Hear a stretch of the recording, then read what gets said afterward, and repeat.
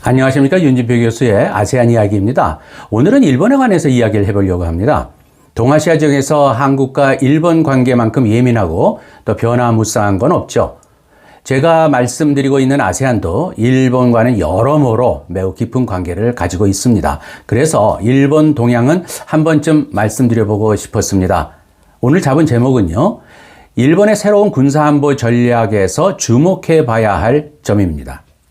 지난 2022년 12월에 기시다 후미오 일본 총리는요, 1954년 자위대가 창설된 이래 일본에서 가장 야심차고 또 빠른 군사력 확장을 승인했습니다. 목표는 두 가지입니다. 첫째는 침략을 저지하는 일본의 능력을 강화하겠다는 것과 둘째는 분쟁이 발생할 경우에 자위대가 싸울 준비가 되어 있는지 확인한다는 것입니다. 그러면서 기시다 총리는 국가 안보에 들어가는 국내 총생산 GDP 비중을 지난 40년간 전통적으로 지켜왔었던 GDP 1% 상한선을 2%까지 상향하겠다고 선언했습니다. 그리고 일본 군사력 확장과 관련된 문건 3건이 발표되었는데요. 첫 번째는 새로운 군사안보 전략인데 이것은 외부 위협에 대한 일본의 평가를 제시를 하면서 이를 해결하기 위해 사용할 외교, 경제, 기술, 또 군사적 도구 등에 관해서 언급하고 있습니다. 저는 일본 역사에서 두 번째로 제시된 이 전략은요, 특히 관심사로 중국과 북한 그리고 러시아를 꼽았습니다. 둘째는 향후 10년간의 국방 계획에서 자위대가 임무를 수행하는 데 필요한 군사력 향상을 개략적으로 설명하고 있습니다. 방위력 개선 메뉴는 종합적인데요. 이 계획에 따르면 자위대는 6개 공군 3개 전력을 통제할 새로운 통합작전사령부를 설치하고요. 우주전 및 사이버전 능력을 확대하고 또 장거리 타격 능력을 획득한다는 계획입니다. 세 번째 문서는요, 5개년 조달 계획으로요. 방위 계획을 구현하기 위한 초기 우선순위를 전략적으로, 개괄적으로 설명을 하고 있습니다. 내년 회계연도에 시작을 해서 2027년도까지 이어지는 초기 기간에 약 3,200억 달러가 지출될 것으로 추정됩니다. 자, 그럼 새로운 일본의 안보 전략에서 가장 주목할 만한 측면은 무엇일까요? 세 가지로 정리해 봤는데요. 첫째는 가장 눈에 띄는 건 장거리 재래식 타격 능력을 도입하겠다는 것입니다. 지난 몇 년 동안에 일본은 일본 열도를 둘러싼 바다와 영공에서의 위협에 대응하기 위한 능력, 소위 스탠드오프 능력을 개발해 왔습니다. 일본은 노르웨이산 400km 공대공 미사일을 보유하면서 현재 사거리 1610km의 미사일 도입을 검토하고 있는데요. 이 미사일은 일본이 독자적으로 새로운 미사일을 만들 수 있을 때까지 미국산 토마호크 순항 미사일이 될 것으로 보입니다. 이러한 새로운 능력은 일본이 아시아 대륙 깊숙한 곳에 있는 목표물을 공격할 수 있게 해줄 거고요. 이것이 잠재적 적국이 일본을 공격하는 것에 대해서 다시 한번 생각하도록 하기 위한 목적이 있습니다. 둘째는 새로운 이 전략은 또한 일본의 고유 기술의 발전을 강조하고 있습니다. 국가 방위에 필요한 혁신 기술하고 연구 개발에 대한 투자를 강조하고 있는데요. 국내 생산과 국제 컨소시엄을 통해서 미사일 같은 무기 개발에 대해서 더 많은 투자를 지원할 예정이라고 합니다. 마지막으로는요, 일본은 자위대가 위기 상황에서 응징력 있는 힘을 갖고 작전을 수행할 수 있는 능력을 심각하게 고려하고 있습니다. 이를 위해서 우선순위로 새로운 공동작전 지휘부를 포함을 해서 통합작전 계획을 개발하는 것입니다. F-35 전투기와 또 신형 구축함과 같은 최신 플랫폼을 포함을 해서 민간 비행장과 항구에 자위대가 접근할 수 있게 하는 것 같은 준비 태세를 보장하는 것이 여기에 포함이 됩니다.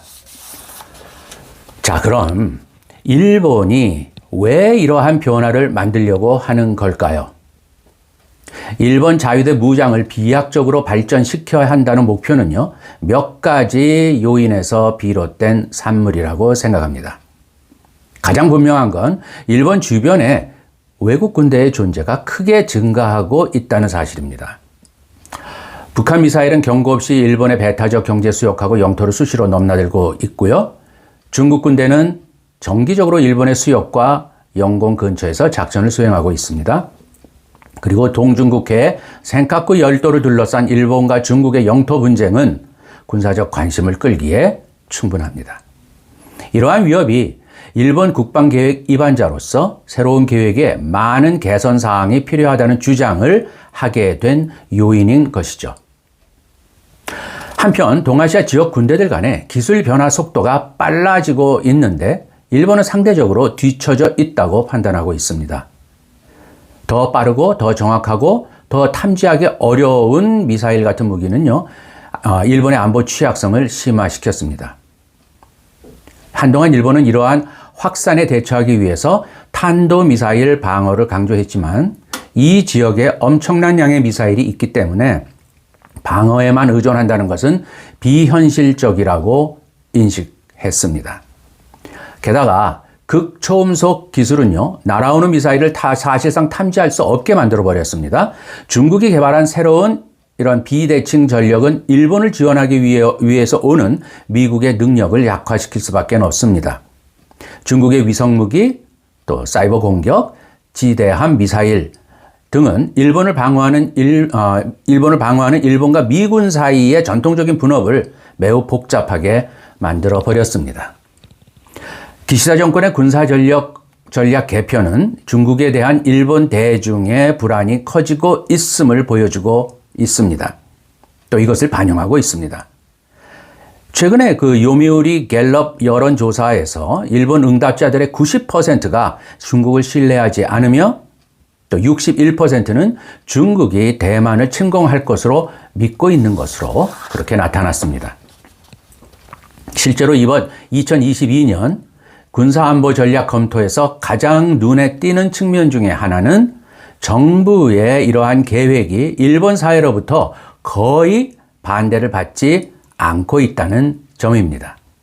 기시다 총리는요, 그의 개인적인 외교와 핵 군축 경험을 볼 때 군사력 확장과는 거리가 있어 보이는 인물이지만 빠르게 변하는 주변국 군사력 상황과 균형을 맞추는 대담한 조치를 취할 수밖에 없다고 결정했습니다. 동시에 그는 인도 태평양 및 유럽에서 같은 생각을 갖고 있는 국가들을 상대로 일본의 적극적인 외교적 개입을 확대해가고 있습니다. 유일한 문제는 일본이 군사력 확장에 어떻게 자금을 조달할 것인가 하는 겁니다. 변화는 전 세계적으로 빠르고 격렬하게 진행되고 있습니다. 일본인들에게 동아시아 지역은 훨씬 더 위협적으로 보이고 있습니다.